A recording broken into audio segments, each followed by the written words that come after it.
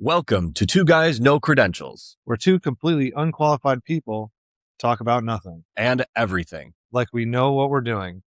Spoiler, we don't. Jeez. Well, here we are. Here we And are. I got to tell you something. I did something special for you today, and you didn't even notice. What do you mean I didn't notice? How do you know I didn't notice? You didn't say anything. I know I have been very busy this week at work already. It's a very stressful time. I have a project I'm working on that it's coming to fruition on the weekend on Sunday, so I got to be prepared for that. Jesus. Tell it to your fucking therapist. This is my therapy. I know. I fired mine. The VA still hasn't gotten me a new one. But since you haven't noticed, I'm going to tell you what I did that was special for you. Okay. I'm not wearing anything Star Wars related right now. Oh my God, you're right. I didn't notice. Yeah.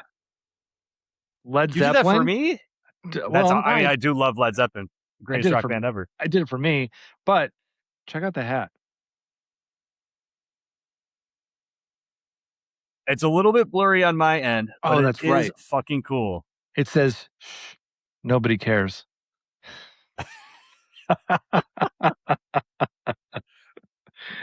I am glad you said it. For everyone that's watching on Spotify. Yeah. I hope you enjoyed the little intermission right there. All right. Well, you've got a story to tell about your fantasy football league. I do. I'm the commissioner of a fantasy football team. It's a very important position. Not everyone can handle it. Only the strongest. So each year, it's not a keeper league or anything. It's to redraft every year, but to keep it interesting and to prevent tanking, I come up with like a unique way to decide the draft order. So past years, I have done, we've done like a bracketed tournament, double elimination on Super Smash Bros. On the Wii. But nobody actually plays. You decide your character and it's CPU versus CPU. So you just watch them duke it out. Nice. So much fun. We streamed it on YouTube. It was a fun time. I've also done that with Mario Kart. We also did a marble race. Everyone chose the color of their marble and however it ended up. Well, I'm running out of ideas. I'm going to have to recycle through some of them. So I decided to get a cameo of Antonio Brown and have him decide our draft order. And holy shit, he did not disappoint. That's amazing. Like everything was great about it, right? And it's simple enough, right? Like cameos figure this out. People do this. So you just enter all the team names into there. I am positive that the app randomized the teams for him. Like he had to do no thinking, but he did not pronounce a single team name right. And it was awesome. Not a single one of them was correct. You know what they are, but they're not right. And good Lord, there is nothing behind those eyes. Like you're watching him do it and he's just kind of like, it looks like he's looking through his phone. It's not at it. He's not reading it. The best part about the whole thing though, is that like, he clearly has no idea that he is the joke. Like we're not asking you because we're fans. We're asking you because this will be hilarious, even if you screw it all up and we have to redo it. Right. It was awesome. That's sad. It is a little bit sad because like it's almost like you can like smell the CTE. You know what I mean? Right. Could have been one of the greatest Steelers in Steeler history. And he's become a meme. Yeah. So I'll go one step further. He could have been one of the greatest receivers in history. Yeah, you might be right. Yeah, I agree. Yeah, I like at that time, who was better than him, or who could have been better than him? You know what I mean? I think Antonio Brown and Randy Moss on the Patriots overlapped a little. Like that's the only guy I would have said. But like as soon as he retired, I'm pretty sure he was. Unless there's someone I'm completely disrespecting right now, I think there was a time where he was the best receiver in the league. Well, I don't know anything about football, so I'm definitely disrespecting somebody. How did you end up choosing Antonio Brown, or was it just like, oh, let's fucking go? Yeah, well, so I brought the idea up to the league. Originally, I was going to choose John Gruden because he's like becoming semi-famous for doing that, and like just like his enthusiasm for football. Like that would have been cool. I might do that next year. But we were just kind of chatting about it, and somebody just threw out the idea Antonio Brown, and we're like, oh my god, that's going to be hilarious. And the video is phenomenal. You can tell he has no idea how to use his phone. Like instantly, because he's definitely got like the microphone on it covered up, so you could barely even hear it. It's perfect. And I don't know where he's sitting. I think it's the Taj Mahal, because he's just in this cavernous like room with gold in the ceiling, and it's so. And he's sitting there in like one of those hoodies that like hippies and weed smokers would wear, like stoners. You know what I'm talking about? Yeah, I know what you're talking about. You buy the you can only buy them at a head shop or at a festival. Yeah. Yeah. And like this is perfect. Listen, he can't read a bunch of fantasy football names, but he lives in Al Capone's house. So that's good. That is exactly where he lives. Yeah. Oh man. I mean, Al's not using it. Well, maybe his ghost is. Yeah. Could you imagine Al Capone's ghost? Just nonstop eating. It probably takes up so much room. It probably smells. It's just all day gabagool. Do they have gabagool back then? Oh yeah, absolutely. Yeah. Oh yeah, gabagool is like dawn of Italy.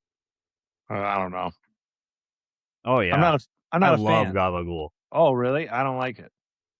You don't like it? Oh, that No. surprises me. No, I don't like prosciutto? it. Yeah, but there's something about it. I don't know what. Also, no nitrates for me. Remember? No. No. We talked about this. You don't listen. I'm sure we did. I'm sure we did talk about this. Oh. Yeah, I guess that makes sense. No nitrates, not for you then. That wouldn't be your thing. I'm worried about colon cancer. I am not. I'm going to eat the nitrates. It's a real and present danger. Let me tell you. I'm just always thinking about colon cancer. I'm like, fuck, I'm gonna get it. I'm giving it to myself right now. Thinking about it. I mean, it's probably not a bad idea to be health conscious, right? Well, when you're this fat, I mean, you should be. All right. You got to stop quoting our commenters. I know. They're getting in my head. Anyways, welcome to Two Guys, No Credentials. We got a fun show today, whenever you're listening, whatever time of day, right? This morning. It could be this morning. But before we get into it, I want to ask for everybody's help. Jeff and I are going to record in person in a few weeks. So send us your questions, your topics, would you rathers, unpopular opinions, talk shit to us. It really doesn't care. I really don't care. Just send us whatever you want. Anything. Yeah. Be mean. Roast us. I will say if you roast us and you're mean, we will very likely highlight you in the episode. We want to read some hate mail. We want to get your funny takes on things, like if you've got an interesting take or an interesting like conspiracy theory about something that's not really real, we want to hear about it. We want to chat about it. Yeah, send it to us. We're not going to be picky about this, and we've got 5 listeners, so we're probably going to use every single one of them. So let us know. Leave it in the comments, DM us, whatever you want to do, so we can make it one of the best in-person episodes we've ever done. And this will be our second. So,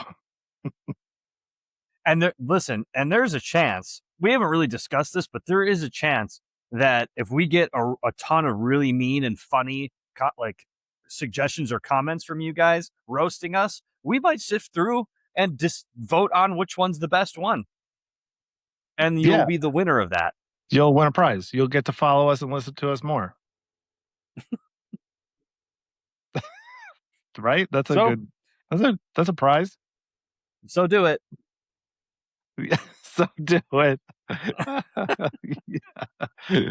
All right. So let's talk some football. And I named this segment From the Cheap Seats. I don't know how you feel about that, but I thought I this was love a it.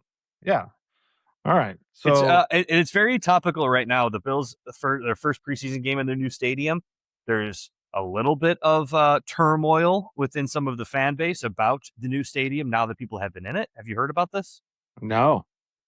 All right, I have 2 minutes I can spend on this. Not even. No, you got yeah. time. So brand new stadium. People get in there, and apparently there are.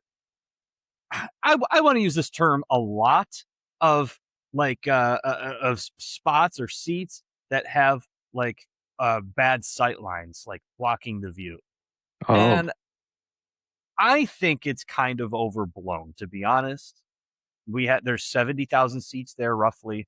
They claim it's less than the old stadium, but they're not factoring into like the standing room around. You can just roam around the whole time, and you have a good sight line there.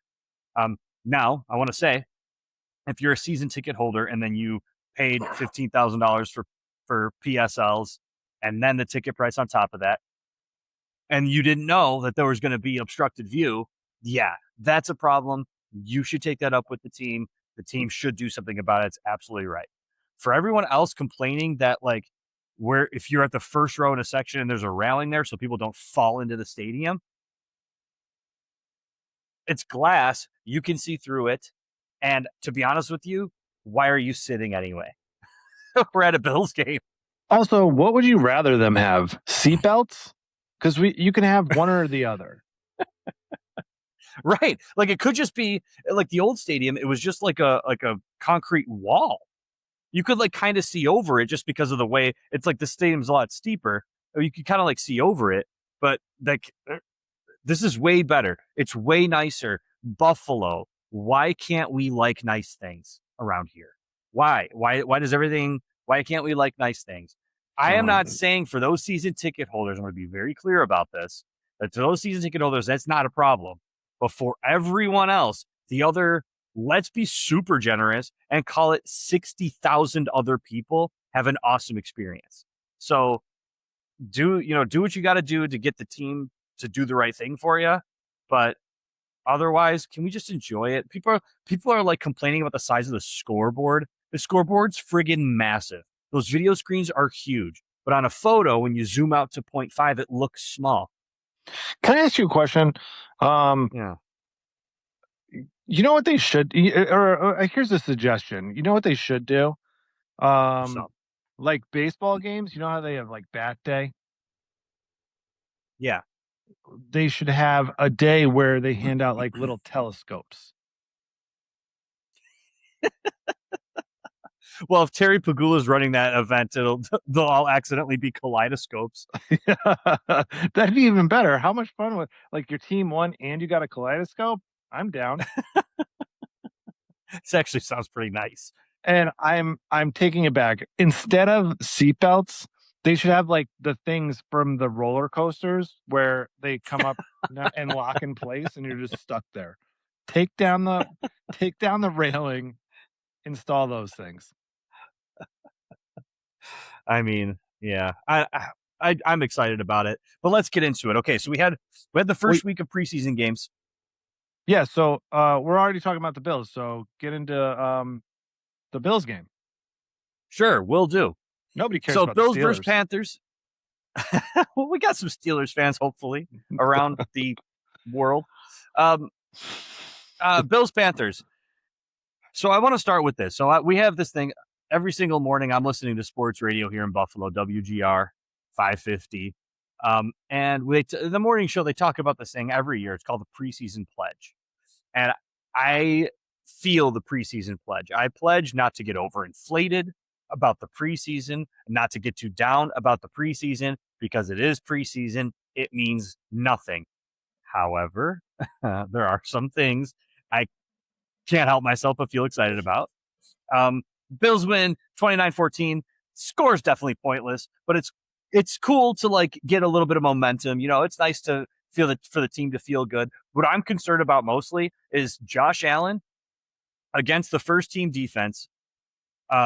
Went like 8 for 11 on passes, 111 yards, 2 drives, 111 yards. Nice. Unbelievable. His connection, the thing I'm like, the thing that impressed me the most is DJ Moore has not been here that long, and it's like they've been playing together for 10 years. There was the first play, Allen's first pass of the day was this like shallow crosser from DJ Moore. I have never seen a receiver that wide open only like 7 yards down the field. There was nobody within miles. So he catches the ball, obviously in stride, takes it upfield, and you can see him motion to the defender like, come get me. It was awesome. Like, that's the electricity I want to see from this team. But it was just really cool to see.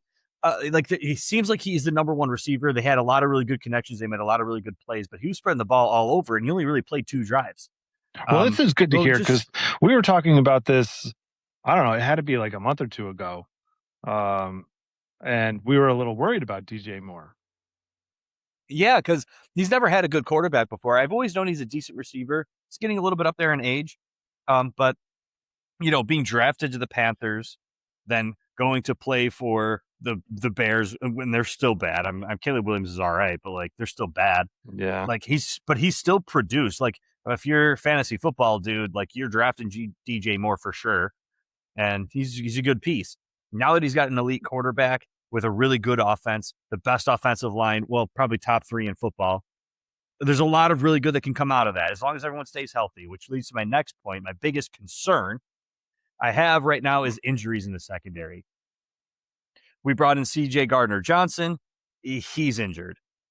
Cole Bishop, this will be his, I think it's his 3rd year with the team. He's a pretty nice piece. He's injured. Max Harrison, the first round draft pick last year, he's injured. So it's a little bit, scary. Like, we got to get these people healthy, especially because Max Harrison, he was injured all last year too, so we barely got to see him play. Yeah. I'm a little worried about that, but I also really like some of the things that I saw from the guys that stepped up. There's one guy in particular, and I have his name pulled up here. I pull up a stat line on him.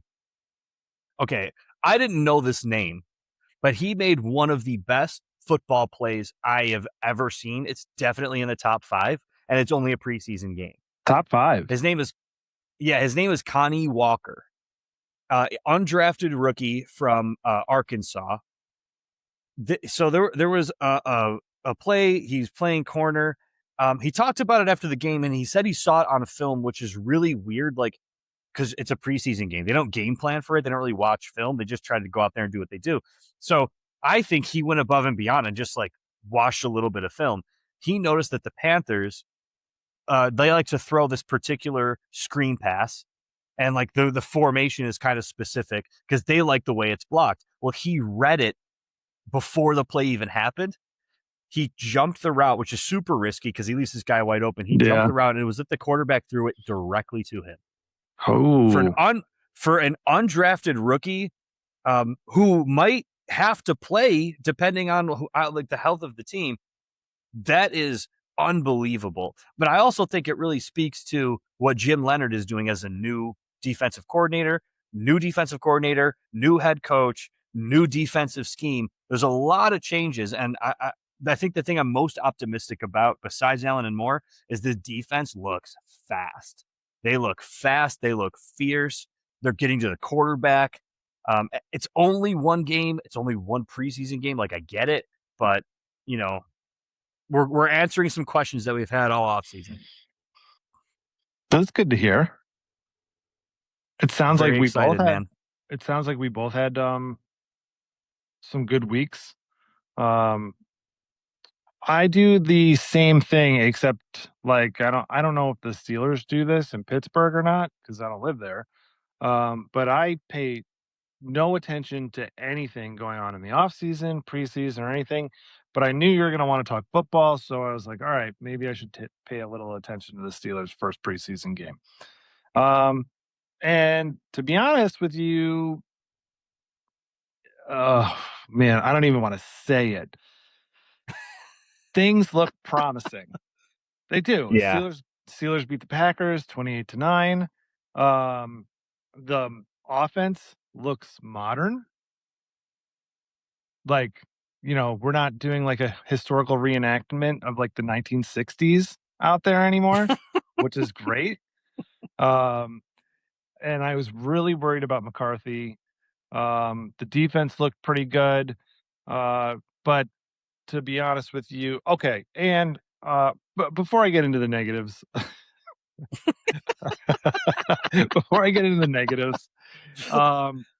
the rookie Drew Alar, is that how you say his last name? Drew Alar?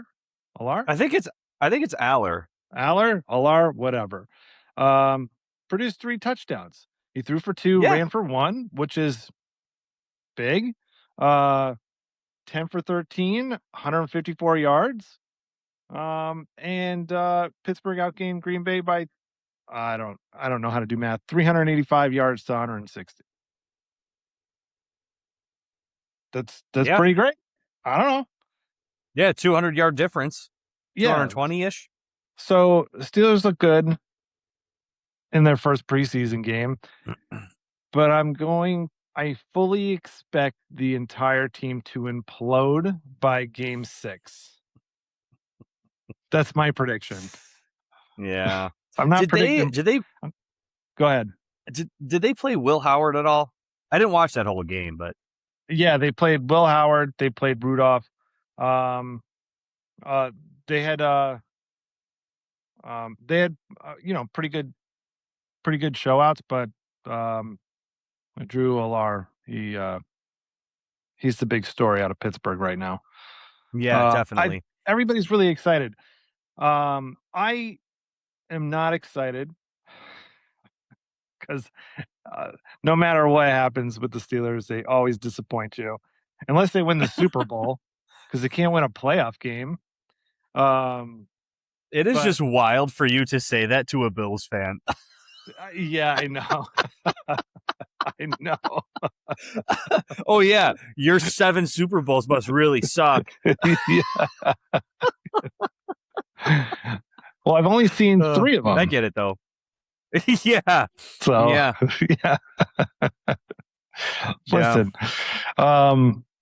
Yeah. I was 3 months old for our last Super Bowl appearance. 3 months old. Oh yeah. Oh, wait, that was the last one? Yeah, it was the last one. Holy cannoli. Yeah, I don't know what to say. They won their opener. The guy, he scored 3 touchdowns. And I'm not missing Tomlin so far. And I don't think I will, because it's got to be like you should. 6 years I've been calling for the man to go somewhere else. Yeah. I think that was one of the things that I like, the first thing I said, because I know your take on Mike Tomlin. He's a great coach, but it was time. It was time to move on. Well, the problem is, I thought about that. He was a great coach for 2 decades ago. Sure. Yeah. Like, I mean, he's still a great coach. He's always going to be a great coach, right? But he never evolved with football. I kind of agree. I don't think I've watched a Steeler game where I was like, oh my God, we're getting open looks.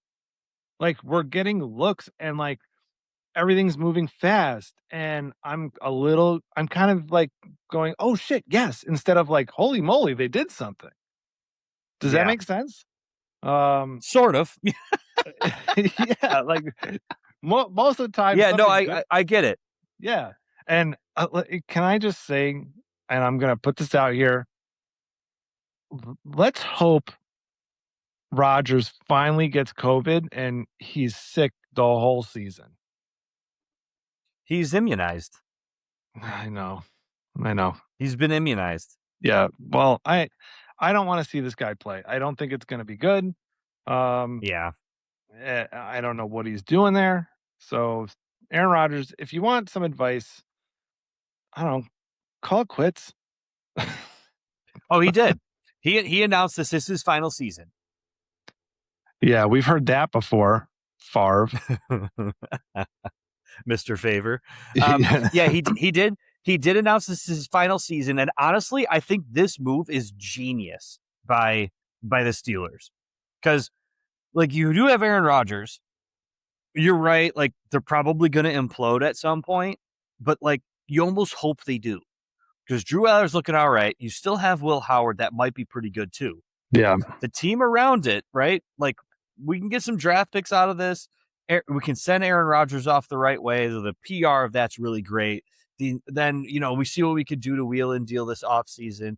Mike McCarthy's there. Like, he is a Super Bowl winning coach. So like some players might want to come and play for him. And I think it's interesting. I think what the Steelers have going on is really interesting. Me too. So, but it's kind of scary because like I've got two choices. Like a boring ass team from like the 1920s that, can win 8 or 9 games, or a team with potential that potentially could implode mid-season. What do I want here? Yeah. I think this year you want the 1920s, to be perfectly honest. Well, we're not going to get the 1920s. Like I think this I think they proved it. They've got an offensive scheme that's modern, that's going to keep up. We're not just like, I don't know. I don't even know what Tomlin's focus was, like tough football, because like we didn't see great running calls. We didn't see great passing calls. Like the schemes for offense were just stale and boring, and just teams were joking that we ran the same 6 plays all season. Like, come on. Yeah. Can I tell you what this is? This is the same problem with McDermott. And if you don't know this, they beat you over the head with this every time the Bills play the Steelers. But if you don't know this, McDermott and Mike Tomlin went to the same high school together, William and Mary. They both played on the defense there, and they grew up being defensive coaches in the NFL. Oh, okay. So I think it's a lot of the similar mindset. Like, let's not be creative on offense. Let's be a little bit vanilla on offense. It's a little bit easier. Like your vanilla is more expanded when you have a Josh Allen, because he can do so much. But like if you have a vanilla offense, defense wins championships. So let's just put all of our investment into the defense. The offense just needs to game manage. And I think that's what Mike Tomlin has been doing for years. But when you had Ben Roethlisberger, Hall of Fame quarterback, like that's really easy to do and be successful. The defense is really good. You're not asking too much out of your quarterback, and every play that he gives you will be good. Right. Great recipe. Yeah, I agree with that. Just doesn't work in today's NFL. You lose Roethlisberger though, and like I don't know, you can't just focus on the defense. And honestly, if you're like, why can't we do both? Is that not a thing? You can't have we're focusing on like a dynamic defense, a tough defense that shuts down the run, doesn't allow big plays, and we've got an offensive scheme that gets a guy open every once in a while. Like, is that too much to ask? Maybe it is. I don't know.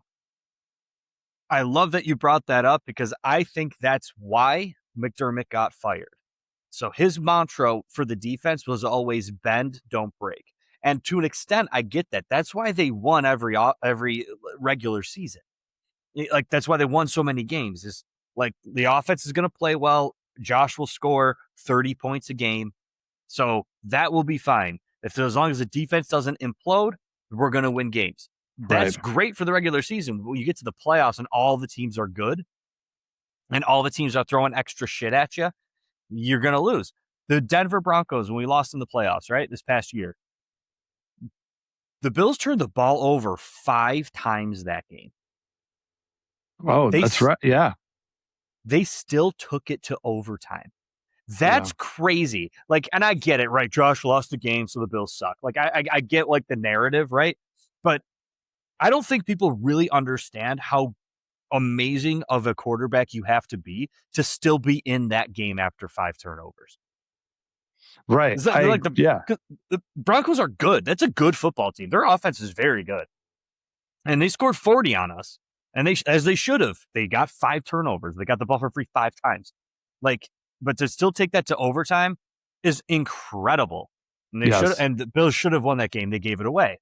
But if they Allen did have a bad game. It's going to happen every once in a while. The problem has always been the defense will never bail them out because they're bending, not breaking. And there's zero aggressiveness. Our defense now, our new scheme, we're running more of like a traditional, I think it's 5-4, whatever it's called, defense, is a lot more pressure on the quarterback. So you're playing 3 linebackers and you're going to pass rush a lot more aggressively. Theoretically, what happens is if you get more pressure on the quarterback, then the corners playing man coverage don't have to cover as long, and like your defense does better. So what I'm seeing right now, what I'm seeing happening, is that kind of coming to fruition. Ed Oliver's going to be more successful doing that. We got Bradley Chubb now, who's going to be more successful on the edge. Greg Rousseau just got a big contract. He's going to be more successful on the edge because there's more help. So I'm optimistic, but I want to ask you this question. What is your way too early season prediction for the Steelers? I already made it. Implode by game 6. Implode. So like they end up having a losing season? Do they? Yeah. We start off strong and everything starts going wrong and it's just chaos. Including injuries or just like they can't figure it out on the field? Can't figure it out on the field. Mm-hmm. That's what I think is going to happen. Because that's our history. So I got one for you. 30 seconds. What's your prediction for the Bills this year? People are going to make fun of me because I am a homer. They are going to the Super Bowl. They are. They're going to the Super Bowl. They should have won it twice by now. Allen's going to get over the hump. If he doesn't win a Super Bowl in his career, he will be the best quarterback to never do it. Ooh, that's a big statement right there, pal. You think so? Marino, very good quarterback. Very good. Very good quarterback. I think Josh Allen's already close to his total touchdowns in his career. Right. Yeah. It's a different NFL though. Very different NFL. I don't like to compare the two. Of his era, Dan Marino, unbelievable. But I don't think Dan Marino was doing the things Josh Allen does currently. Right. You're right. And that's just objective. I mean, again, I'm going to be called a homer for this, but I think they're going to the Super Bowl. I think it's going to be Rams, Bills in the Super Bowl. Bills win. Ooh. All right. You heard it here, folks. Place your bets. We're all going to be millionaires. Thanks to Jeff. I already did. I bet it already. I already did. All right. All right. So let's move on from preseason analysis. What do you think? I got a story for you. I would love to hear the story. All right. I sent you a text. Can you look at that on your computer? You can see that, right? Yeah. Don't look it up yet. Don't look at it yet. All right. Okay. I won't look at it yet. Let me set this up. So social media, like a memory on Facebook popped up last week. And it's a photograph of this Marine that I used to work with. And I think from 2008 to 2010. And the memory popped up and I completely forgot about this guy. This guy's name was Lloyd. He was a sergeant. He worked in my lab. And he deserted in 2010. So if you want, he just disappeared one day, just gone. If you want to look at what I sent you a little wanted poster. Hopefully I can put it up for everybody up on YouTube. But his last name is Lloyd. Lloyd, yeah. His last name's Lloyd. But NCIS still has a $2,000 reward for any information leading to the arrest of Sergeant Lloyd. I don't know if he's a sergeant anymore. How does that work? Do they just take it away lose from your him? status?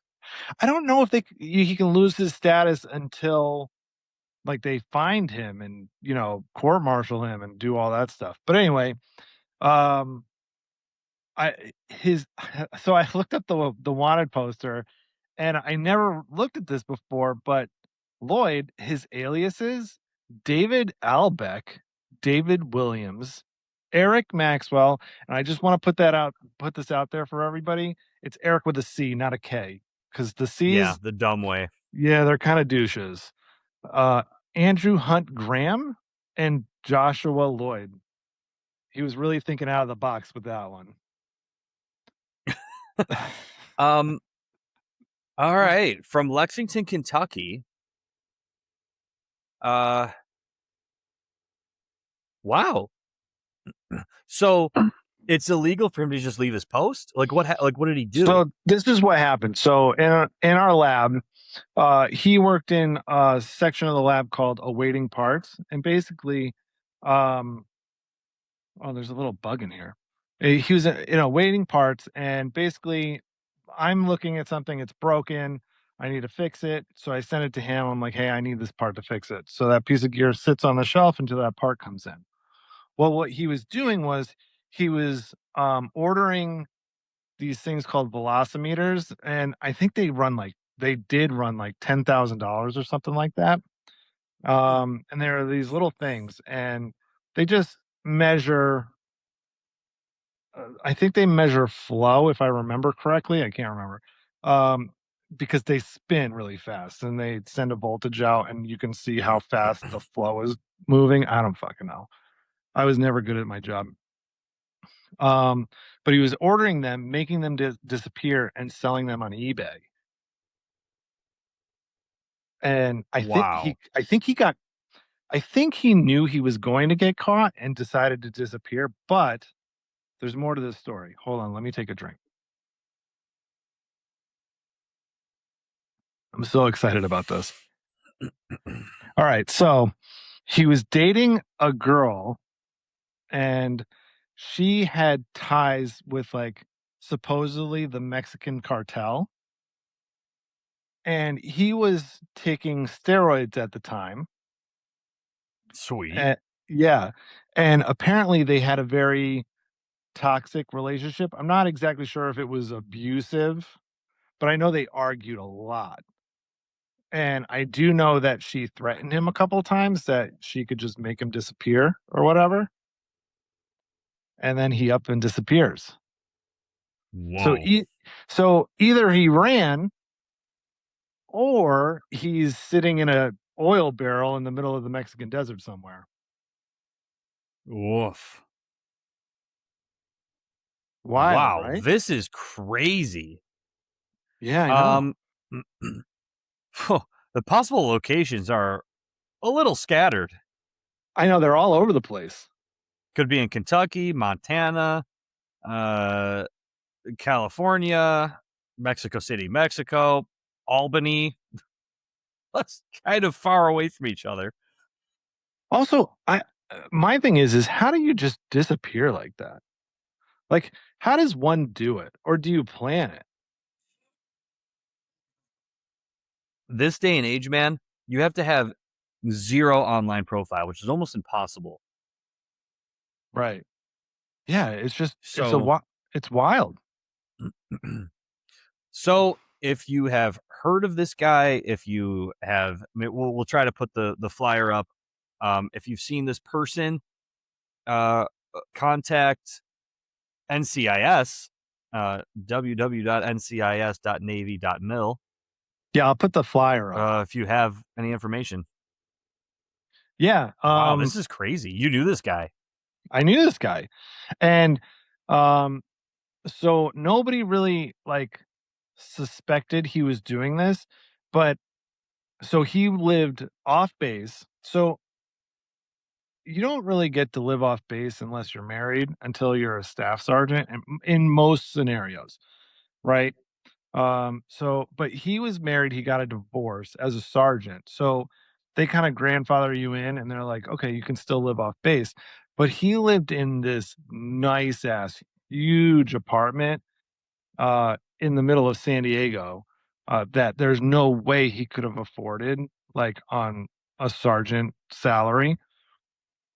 So I always wondered, I'm like, where's this money coming from? Where are you getting this money? And I also suspected that he was on steroids because he got super aggressive. He got huge.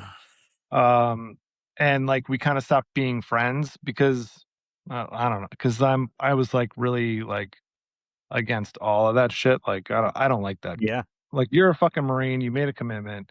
You don't do that shit. Even fucking steroids, all right? Um, so I never really suspected, but I always had questions. But I don't think they're ever gonna find him because I think he's in an oil drum in the middle of the desert, Yeah. buried somewhere. Yeah. That's I what I mean, think. do you know if they like connected him with this problem in 2010 and have been looking for him since, or this is like a recent development they figured out? Oh no, they found out right away what was happening. So this is what happened. So he disappeared. Um he didn't show up to work.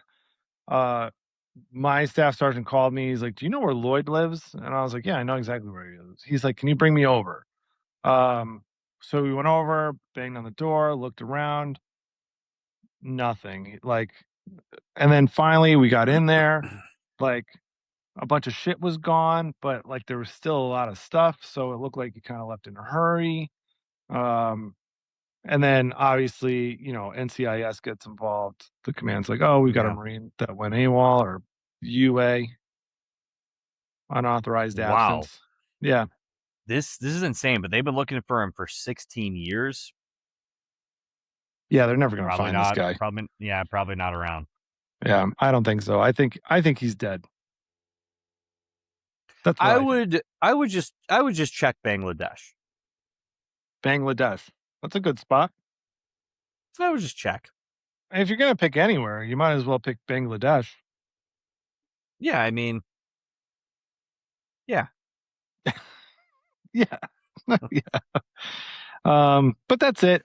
Yeah, if you at the end of our relationship, Lloyd was a huge douchebag. So if you do have any information, he does get arrested, I will shake your hand because he deserted he stole from the Marine Corps, he deserted during a time of war, and fuck him. Yeah, fuck that guy. Yeah, fuck that Wow. guy. Yeah. All right. That's all I got for this. But I wanted to share the Well, story because I thought it was I pretty think cool. that is a wild. I've been trying to wrap my head around the whole thing. It's like, what? This is wild, dude. It's a I weird mean, thing. pretty interesting thing to like. Not that you're a part of his story or anything, but you knew the guy. That's pretty interesting. Yeah. Well, I hate this guy, and that's the perfect segue into the things I hate. That was really good. Yes. All right. I think we've mentioned this before on the show, but I really never got into it. But you know what I hate? People who abandon their shopping carts in the middle of the parking lot. Preach, These preach. people, these people are monsters. Okay? Monsters. You can tell everything you need to know about a person by the what they do with their shopping cart after their shopping experience is over and their car is packed. All right? Returning returning the car is the easiest thing you can possibly do. Return it to the corral. Is that what you guys call it in the That's what biz? it's called. That's what that's the industry term. Yeah. It is so easy to return that damn thing. And I don't understand why people don't. I hate so whenever I go to the grocery store, I don't want to push around a full-size cart. I don't need that many Yeah. groceries. I'm not feeding a family of 4. I want those small carts. Not the ones that the 3-year-olds push around. I'm an adult. I want the medium-sized cart. You're gonna get a lot of comments about this. Yeah, I know. I know.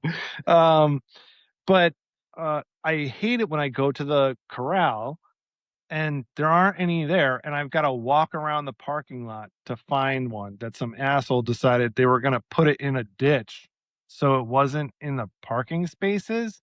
And I guess thanks for that because you're at least a little bit better. than the assholes that leave it in the middle of the parking spot, or even putting it on the double line. Like, you don't think that's affecting my parking? Like, Yeah. I Yeah. mean, I have to slow down and think, like, am I going to hit this thing? Because I pull in, I don't back in, even though I have a Yeah. reverse camera and it's super easy for me, but not the 65-year-old woman who's trying to do like a 17-point turn in the middle of the grocery store, you assholes. That's who I'm talking about. Instagram. Fuck. I completely agree with this. This is absolutely right. I hate the people that like put it on the little median that separates like the sections of the parking lot, right? They get the front wheels up there. Like, well, it's not going to roll away. If you could do that, you could have walked 6 more feet and put it in the corral, dude. Yeah. And for anybody, it's like, I don't want to walk that far. Let me tell you a little secret. What I do is strategic. I go to the grocery store and I'm parking near the corral.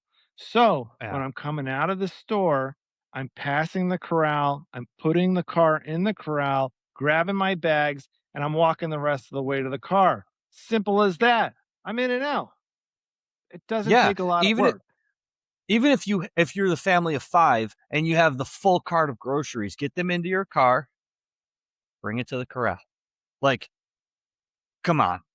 Don't be rude to the other people in the world that are coming to this grocery store. Inevitably, I'm going up and down the lot and I see there's an open spot right near the door. I'm like, oh, what a great day this is going to be. And I get up there and I look, there's 4 carts sitting there. And now I am fuming because I got to loop around. It's just rude. It's just rude. It's the end of the day. You know what, though? I'm sorry for cursing. No, it's fine. I curse all the time. My mom tells me I should stop. Hi, Mom. The other thing, too, is there's people who are like, well, there's the guy for that. That's his job.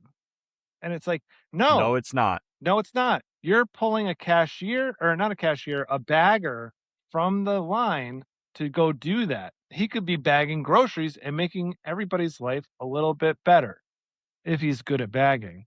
Otherwise, I got another complaint. But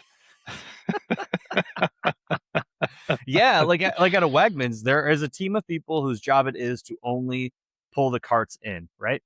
oh, Now, what is not their job is to go find all of them strewn about.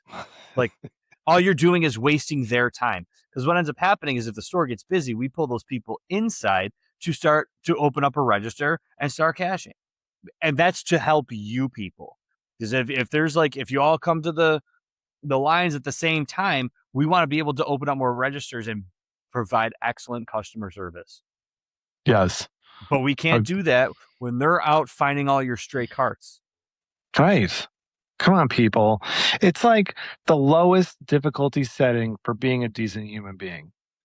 Bring your cart back to the corral. You just walked 6 miles in Costco. You can walk another 10 feet.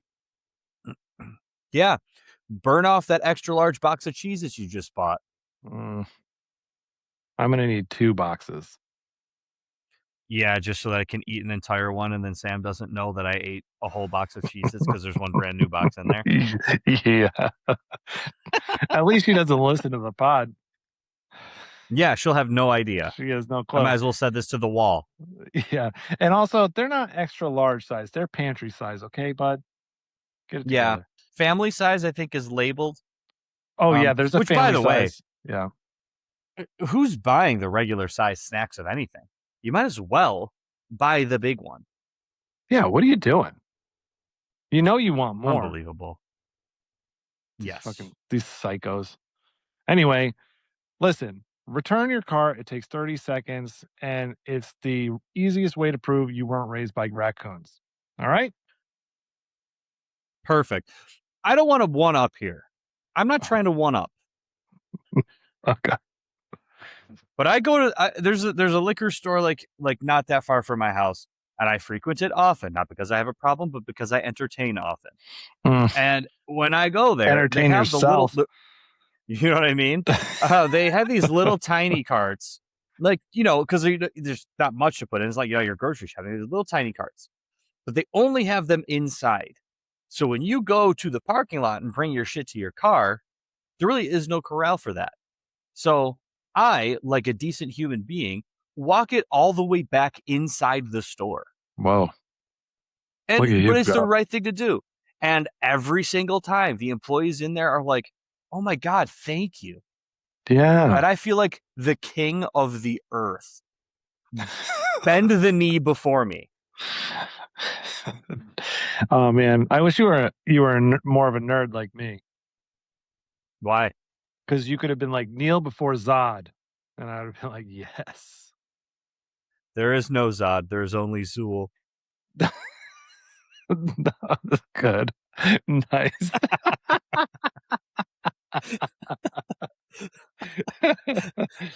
Just in case you thought I wasn't a nerd. That's awesome. All right. On that note, let's get into the deep end. And Let's do it. I don't know. I thought this was pretty fun because I don't know how to navigate certain situations socially. And oftentimes I'm being told I'm being rude per se. So I thought instead of doing like a real deep end, we just kind of like wade into the shallows and talk about, is it actually rude? Mm-hmm. How do you feel about that? I love this topic. I am so ready to disagree with you. Really? Oh man. No, actually, no. So when I read through the run sheet earlier, I was like, a lot of this is right. It's because it's like social construct, but we'll get into it. Okay. All right. So society has like all these unwritten rules, right? And how we're supposed to behave like as reasonable people. And I guess these kind of rules kind of are the glue that hold us all together and stop us from like, I don't know, murdering and eating each other. Who knows? Um, but let's see. Our first one. Is it considered rude when you're given an invitation to go to a party if you ask who's going to be there before you give your answer? Yes, I have some questions first. Like All right. this has to be set up, right? Who is asking you to this party? The Someone you person, know really well? does it matter? It absolutely matters. I think it absolutely matters because this happens to me all the time. You know All right, who well, you are. listen, believe it or not, I don't get invited to too many things. No, I invite people to so many things, right? Like again, we entertain a lot, and I get this question all the time, and nothing. I don't want to say nothing. There's things that grinds my gears more like apartheid. But I get so upset about this because what am I not good enough for you to hang out with? What if there was no one else coming? Would you still come? That's why I get annoyed. Like, who's gonna be there? First of all, if they're friends with me, they're good people. I vouch for them. Like I don't have time to hang out with total chooches anymore. Like if they're in my life and I hang out with them regularly and they're coming to this party, they're good people. Why does it matter who's coming? Listen, I got to be honest with you. You have invited me to things, and if people wanted to know if I was going to be there, I would totally say that's legitimate. Like, I would want to know if I was going to be there too. You think I like hanging out with myself? Unravel this for me a little bit and tell me more. Oh, I'm just saying, I can be a complete pain in the ass. I'm a complainer. I'm super awkward. So like when people are like, "Oh, what do you do for a living?" And I'll be like, "Does that really matter?" And that's off-putting. Also, if I do tell them what I do for a living, I'm not asking them the same thing because I don't give a fuck. Does that matter to me? I don't care that you're like a data analyst or that you're an accountant or you work at the bank or you're a hooker. I don't care. Like I'm not going to ask you. So I feel like people think I'm rude and I'm not rude. I just don't care. Like I'm not good at small talk. It's just so funny because like I care a lot about those things. I know you do, and that's what makes you special. And I try really hard, like at work, especially with my friend Nicole, because she's the nicest human being and she's always got follow-up questions. Um, and I do care about so like she'll be like, Eric, did you have a good weekend? And I'll be like, yeah. She's like, oh, what did you do? I did this. Did you have fun? Who did you see? Like she's got follow-up questions because she's interested. So, and Yeah. I care too, but I'm not good at this stuff and I don't think. So, I always kind of prepare myself and I'm like, okay, we're going to have this conversation. I know we're going to have it and I need to do this too.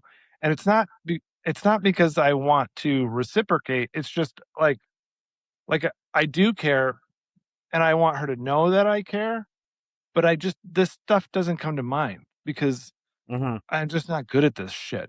So small talk is really hard for me, especially at parties. So I want to know who's coming. I mean, it's fair. It's fair, but for like if I invite you to a party and then someone else asks me who's going to be there, I say my friend Erik, and then they don't come because of that. I now hate that person. Yeah, I appreciate that. I, You know, like I might defend him if you were like, "Hey, my friend was coming, but we heard you were going to be here, so he didn't come. So fuck him." I'd be like, "Dude, what do you mean? Like that's legit." man. Well, I don't know. Yeah, I mean, like I don't like everybody. Everybody's like different in this way, and I know that small talk is harder for some people than others. I know plenty of people like that. I am genuinely interested in people's lives. I like to know things about it. Um, I'm literally like for work. I'm I didn't think I was going to this conference this year because I was kind of like told I didn't need to go. But now I'm going to a conference in September specifically to network with the people there. And Right. I and it's like a veterinary management conference. And That's going to be I don't so know much fun. well, like, dude, I don't have a medical background, so like a lot of what they're talking about is a little bit over my head. I've been I've been managing businesses for like basically my whole career. So like, you know, I what they're talking about, I could have given the presentation on. So I don't get a lot out of these things, but I do go there and I meet a ton of people. I get business cards and we share information and whatever. And, you know, you make nice. Um, and all that's cool. But like, I don't know, man. If I just, I don't, I thought this was something specific to my hometown. I thought people like, oh, who's going to be there was like something specific to me. I guess it's probably more broad than that. But if I'm inviting someone somewhere, come and see me. Right. I would come and see you. Come and see me. I don't know. It's scary for me because like, are you really giving me like an invitation? Or is it going to be like a hostage situation where I'm like, I don't know what to say to any of these people. I got to get out of here. I will say your scenario is different. If like a small talk or some people have like a social anxiety about certain things, that's kind of different. Like, is it going to be a big crowd of people? Or is it just going to be like us and two people I know? Like, I understand it, but when my long-term friends do this, it drives me nuts. Like how long did it take me to be a part of that friend group? You didn't Well, even know I lived in Columbus. yeah, I didn't know that you lived in Columbus. But what I will say is, it was our second time meeting. Yes. We were there. Was it second? It was well. Okay. So Donald told the story about how you guys met last time. I'll tell this story. So, if we got a little bit of time, we'll get through it. I knew that we were going to be in Columbus for Christmas. Sam was on a rotation; she couldn't leave for vet school. So I knew that you guys were going to be around. Like there wasn't going to be that many people, so we were all just still there. And so we're like, why don't we have you guys over for dinner? Now, that's not the day that we met. We met the previous 4th of July. But there was, it was a party of people. We only spent a little bit of time together. So I knew that we were going to be like basically the only dudes, right? So like it was going to be you and me.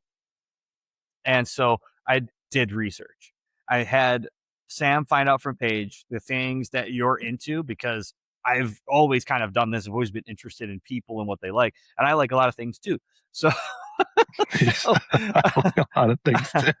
And so I knew that I would have something to like talk with you about, right? Right. And I feel like we did that. It also helped that I just kept feeding you drinks. Yeah. And so, it was a nice evening. We had dinner together. It was like, it worked out, and it was, we had a good nice time. Yeah, absolutely. But then I didn't really see you much again until the following summer. We had a party at the house. And I remember that one specifically because I had just gotten this guitar. This was a new one, so I was like really into playing it. And we had a bonfire going outside, so I was playing that a little bit out there. And then you started rattling off songs from the 90s, and I started playing because I just kind of knew them a little bit. And there was one time, I'll never forget this. There was you said something about Blues Traveler. So like I was in the middle of something, I just switched right to Runaround by Blues Traveler, and then you just threw your hands up like, let's go. Yes, that was great. That was the instant. I'll be honest with you. So you know how you do prep, like you do a little research. I do prep too. I complain for 3-4 days before going to any party. But that 4th of July, I don't think I complained at all. I was excited. It was going to be fun, and it was. Fuck yeah, dude! Hell yeah! Fuck yeah! That's awesome. And I know for a fact, if I were to ask Paige, I know that you're complaining about coming to see me on Labor Day weekend, but it's part of the process. It's just part of the process. It's going to happen in a couple of, probably in about a week, it'll start the complaining. Perfect. I can't wait for that part of the process, because that means it's happening. Yes. Same. You can't keep me down. I'm too positive. Yeah, you are. You're way too positive. I got another party question. I don't know if I have if these are all party questions, but I got another party question. All right.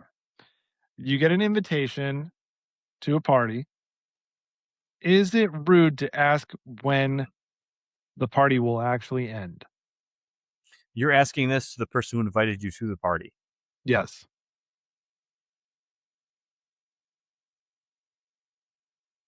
I don't think it's rude. I think it depends how you word it. What? So if I say, sure, I might come, but before I make a commitment, when am I allowed to leave? That's rude. That's rude. Okay. But if you were like, yeah, what time do you think you're going until? All right. Not rude. Not rude. So you got to word it. You have to properly word it as not to offend anyone, even though they know exactly what you're saying. No, because they might think, oh, maybe he's busy. He's going to swing by later. Maybe, be there early. Maybe he's got to get up in the morning. Wow, you are a very positive person. Because if I invited somebody and said, "Hey, how long is it going for? What time are we ending?" I'd be like, "Oh, they don't want to fucking come. They want to know when they can get the hell out of there." So this is very interesting you bring this up. I just held a beer Olympics at my house this weekend. And I had a few people that when I sent the invite out, they're like, what time are you guys going to be up, like, doing that until? Because I'm at this wedding, but I might swing by after. One guy was like, I do work all day, but if you guys are still around, like, what time you think it's going to break up? Because I'll swing by after. Right. Well, here's the thing. I don't want to qualify. I don't want to give like a statement afterwards. I just want to know. That's rude, you're saying. Well, if you're asking specifically, when can I leave? It's kind of like, I got that text and I'm like, hey man, you want to come to this fun party that I'm going to have because I'm a fun guy? And you're like, when can I leave it? I'm like, all right, maybe sit this one out then. Well, what if I was like, yeah, I can't wait. I can't wait to see you. But hey, man, just be honest with you. When's it going to be appropriate for me to give you the Irish goodbye?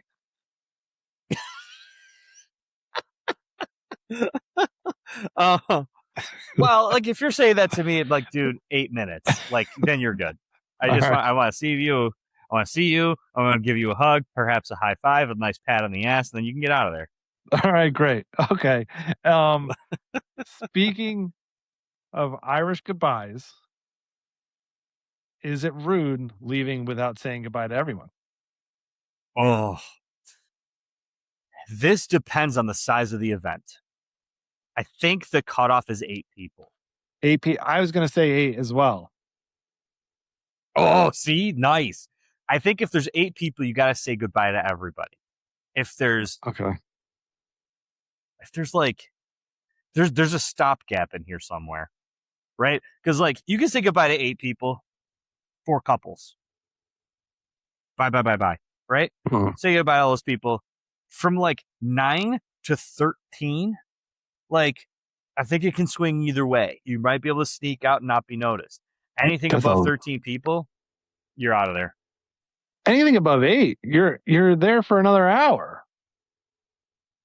Just trying to get out of there. Listen, when I'm leaving, if there's 8 people. Let's say there's 8 people. I'm shaking 2 hands and giving 1 hug, and then I'm just waving to everybody else. Well, bye, I gotta go. Like that's what I'm doing. I mean, this is tough. That's all I got for you. I got 2 handshakes and a hug in me. That's it. Because there is a number. There's a number here. Okay, so like I just gave 20 it to people. Definitely don't have to say hi to everybody. Like a goodbye to everybody. 15, probably not. When you get down to 12, especially if it's couples, I feel like we're getting close. Ugh, but I think it's because if we're talking about couples, right? Like 12 people, 6 couples, you're saying goodbye 6 times. Yeah, but that means I might have to shake 6 hands. I might have to give 6 hugs, or like 4 hugs and 2 awkward. Like, am I hugging you? No, we're not hugging. Goodbye. That's awful. This is tough. I don't think it's. I think depending on the size, I don't think it's rude. You're at a wedding. Irish goodbye the shit out of that. Nobody will know. Yeah, right? nobody cares either. Yeah, it's because it's expected. That's the deal. That's why you bring a card. I also think any event you bring a card to, the card's the goodbye, right? Oh, that's actually a great. That's actually a really great rule to live by. And in fact, I think everywhere I go now, I'm bringing a card. Hey, I got this card for you. Here you go. It's a Sonic the Hedgehog happy birthday. So nice 4th of July party. Happy Arbor Day. This is a hell of a flag day you guys put together here. Yeah. Oh man. It's just, saying goodbye to everybody at a party, it just takes so long. And I feel like if you're asking me to say goodbye and say the same thing over 3 times, I think I'm allowed to just go.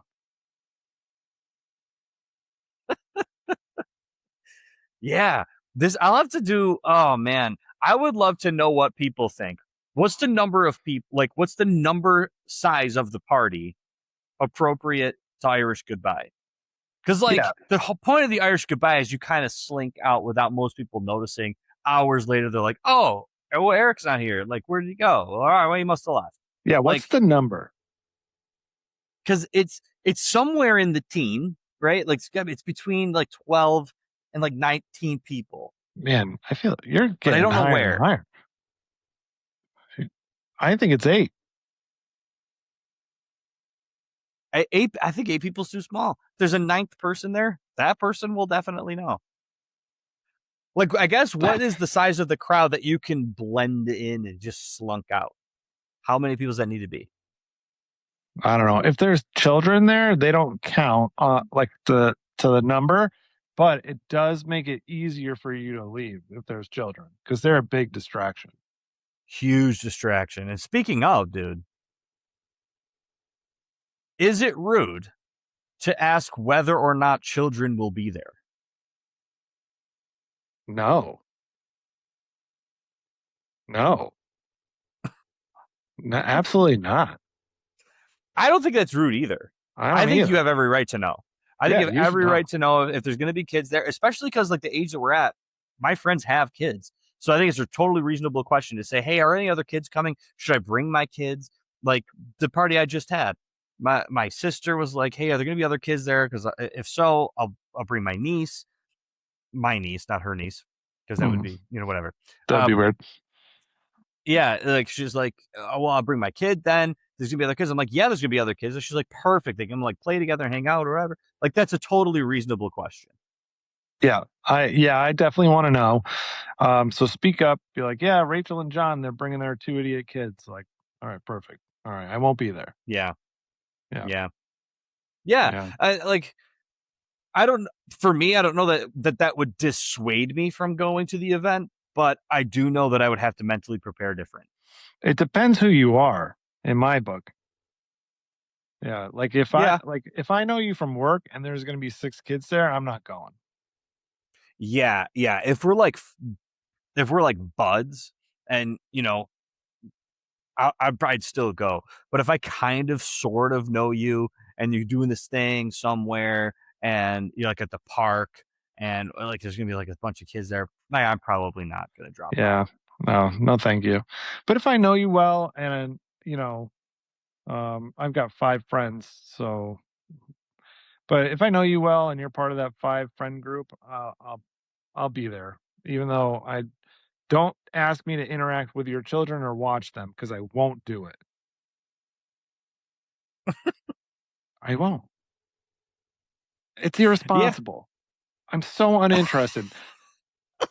I don't know what to say to them. I don't know what to do. If they're like, let's play with the blocks, I'll be like, why? No, you want to watch Star Wars? I'll do that. Yeah. Well, or you could get a job. Yeah. Go to work. The other thing too is leave your kids in a crate at home. They'll be perfectly safe.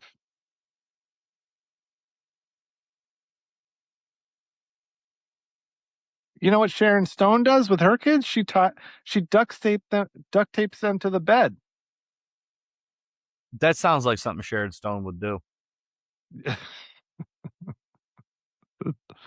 She did it in Casino, guys. I'm not talking shit about Sharon Stone. All right.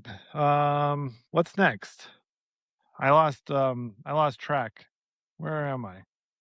What do we got? Oh, I got it here. Do you have it in front of you? Because I don't know what I did. Now this is one you're hosting the party in this scenario, and you're telling guests that it's time to leave. Yes. I think absolutely rude.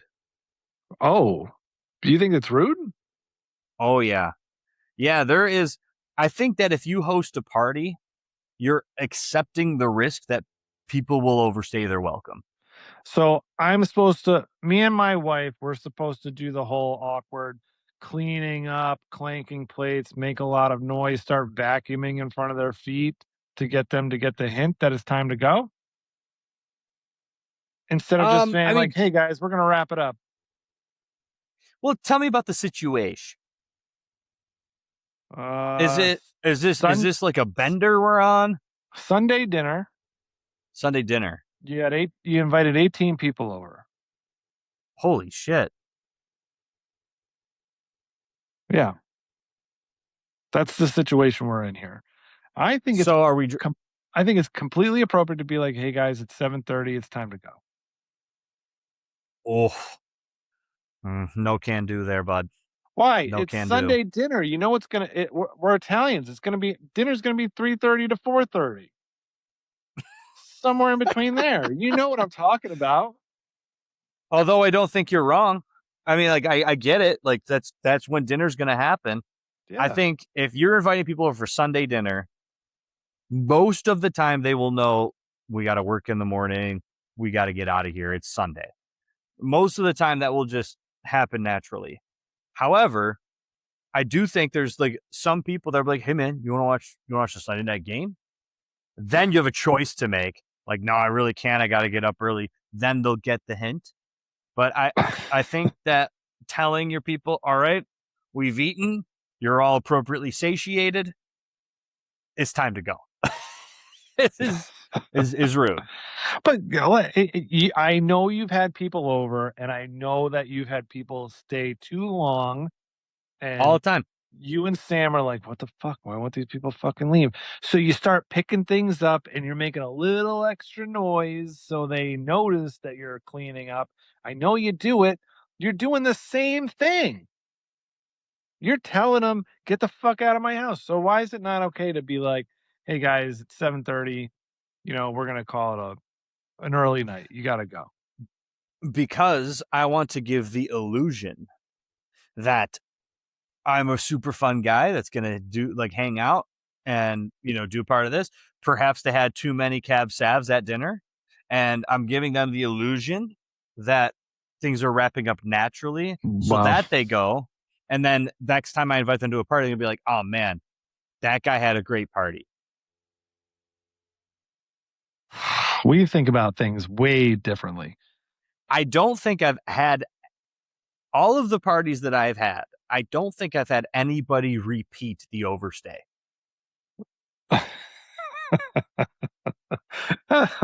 Yeah, that's because they're like, wow, did you see what time they started cleaning up? He's not very fun.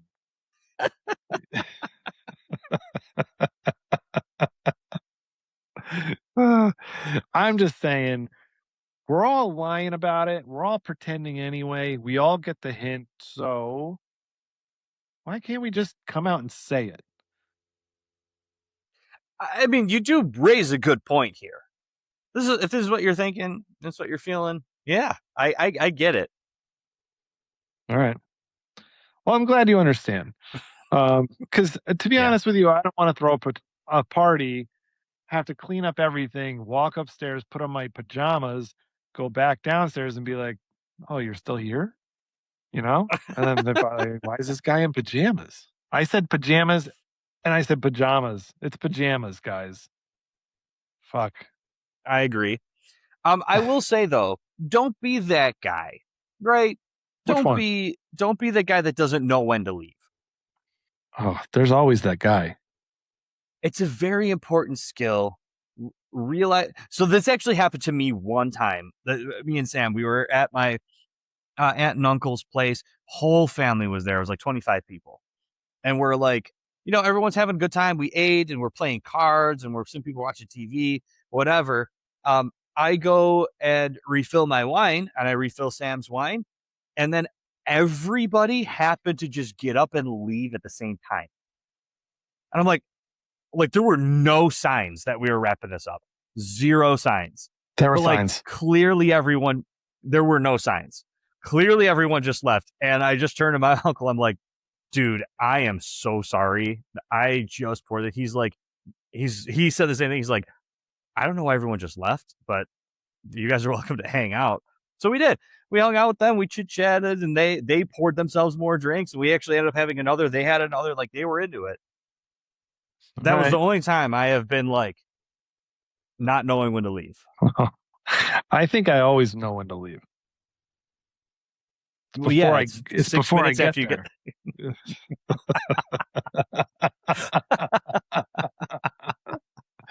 Oh, good God. I couldn't get it out fast enough. I know.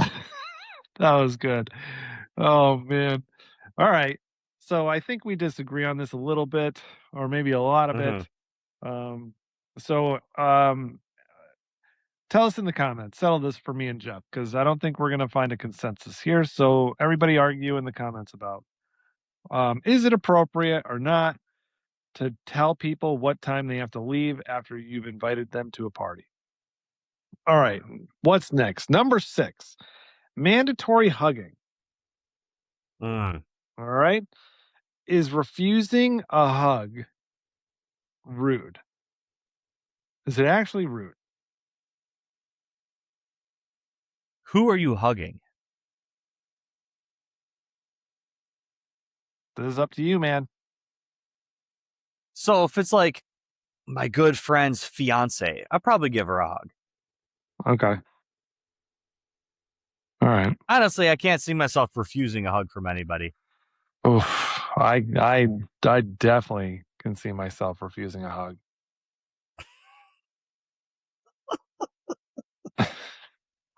You know what's funny though? I will absolutely refuse a hug and be like, I don't want to do this.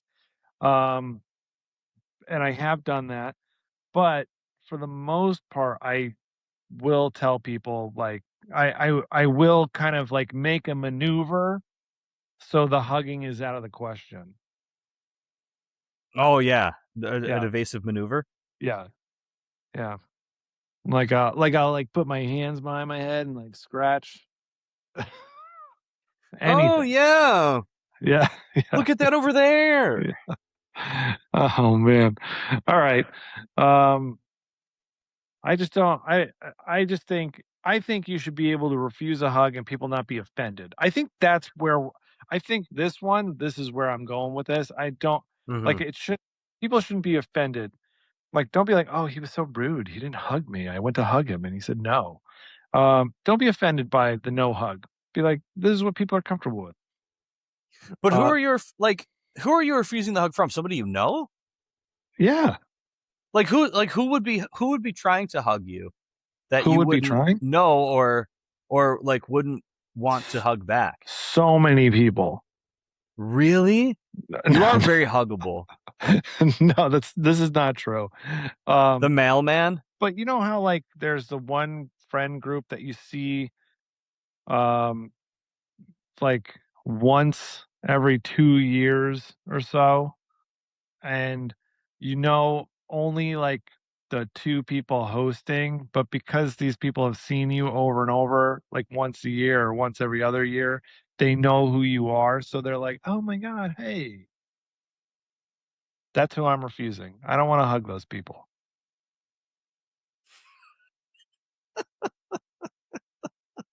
I sure.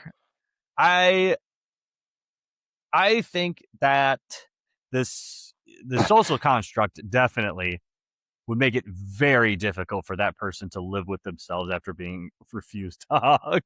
Really? Oh, I think they would. I Ugh. think they would. I think if they got a hug refused, they would turn to the host and be like, "When can I leave this party?" Oh, alright. Also, there's a specific thing that I do during the week, um, and sometimes while I'm doing it, I have to see people, and sometimes people wanna hug me, and generally, I'm like, "Ah, we can't do that here."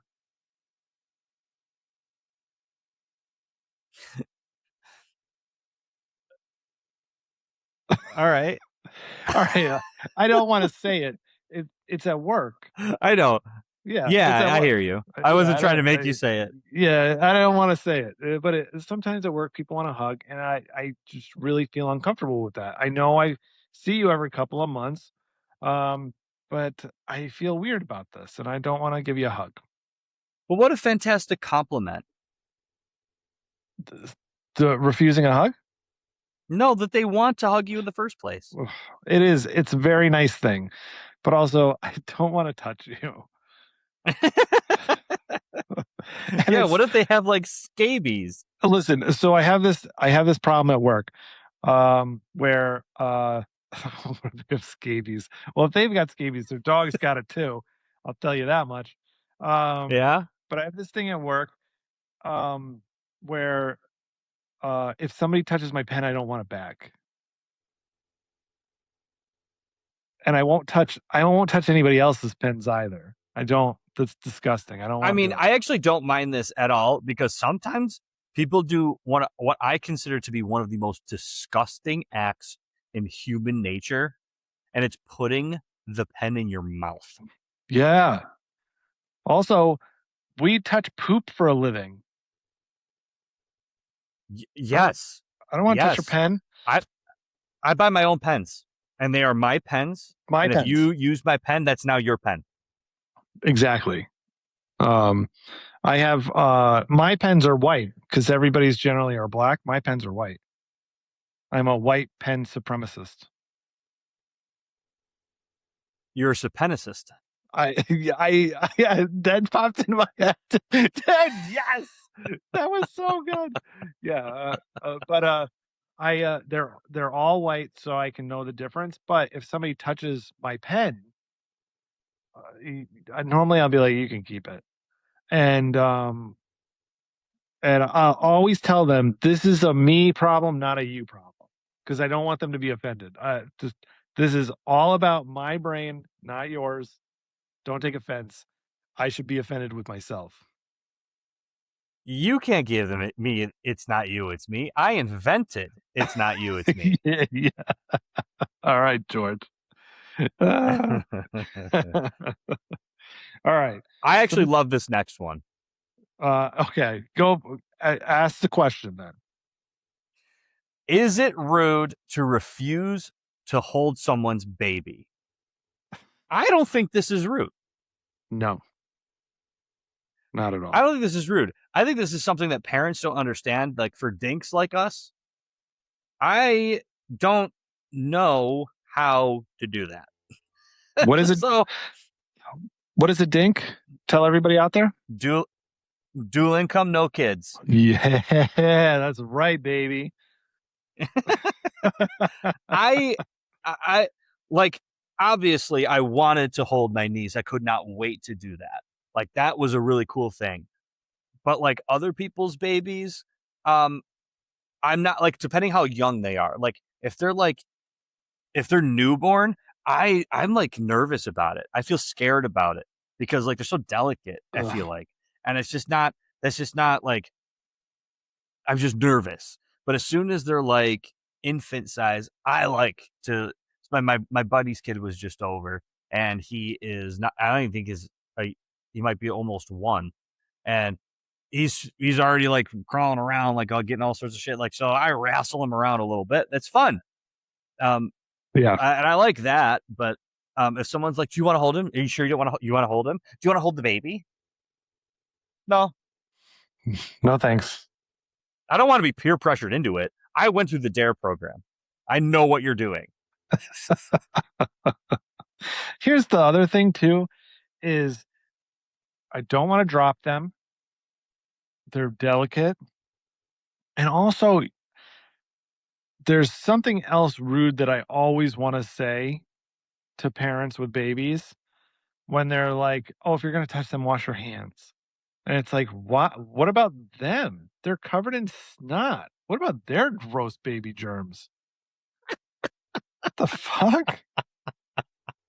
You talking to me? I washed my hands. When was the last time you wiped your kid's nose? Well, much like Aaron Rodgers, you're immunized. Yeah, exactly. Yeah. That's the difference. Yeah, but this is an easy one, I think, for both of us. Yeah, it's not rude to say no, I don't want to hold your kid. Yeah, that's not to say I won't, but you let me make that decision. Like I also don't think it's rude to ask, "Oh my God, can I hold them?" Right. I don't think it's rude to ask that either. I don't want to touch your phone. I don't want to touch your kid. Jeez. Yeah. But if you tell me no, you have germs, you can't hold my kid, I'm leaving the party early. Yeah, well, your kid's got germs. Gross. Cooties, probably. All right. This one's got to be a little speedy. What is it? Oh, asking why someone called before you answer. Who are you? So somebody's calling you. You shoot them a text like, "What are you calling for?" Is that rude? I don't know if I would say rude. It's weird. It is?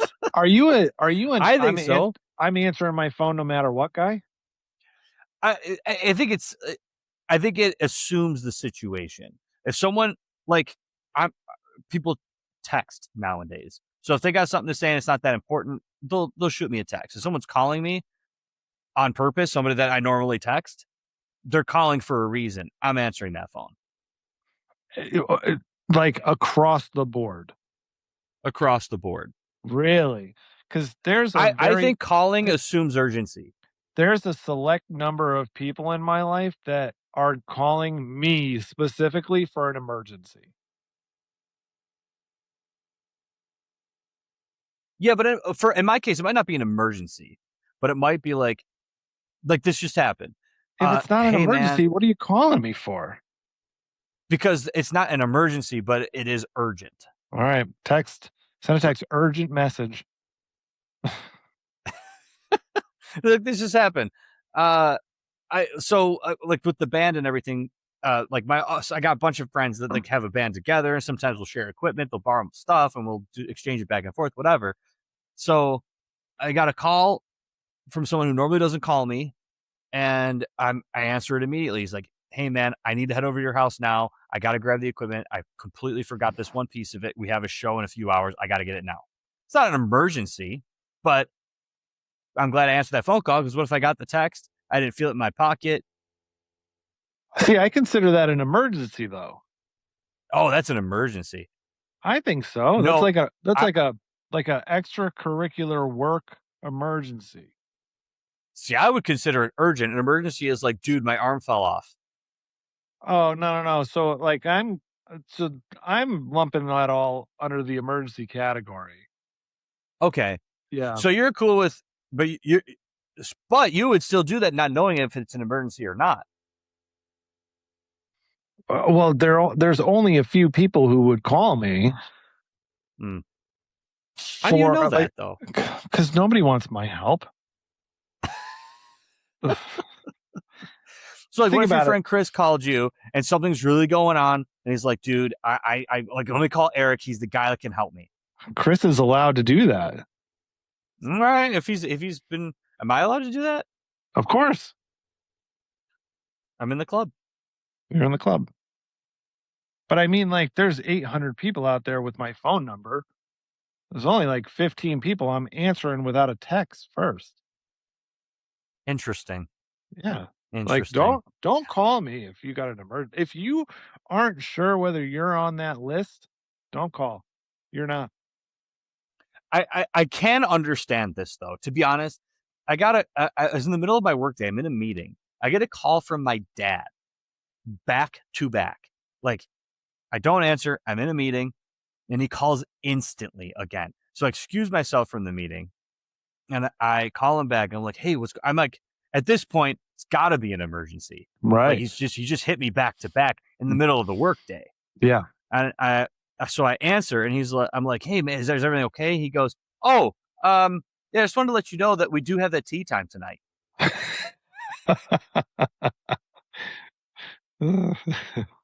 That definitely should have been a text. Yeah. I just want to remind you. All right.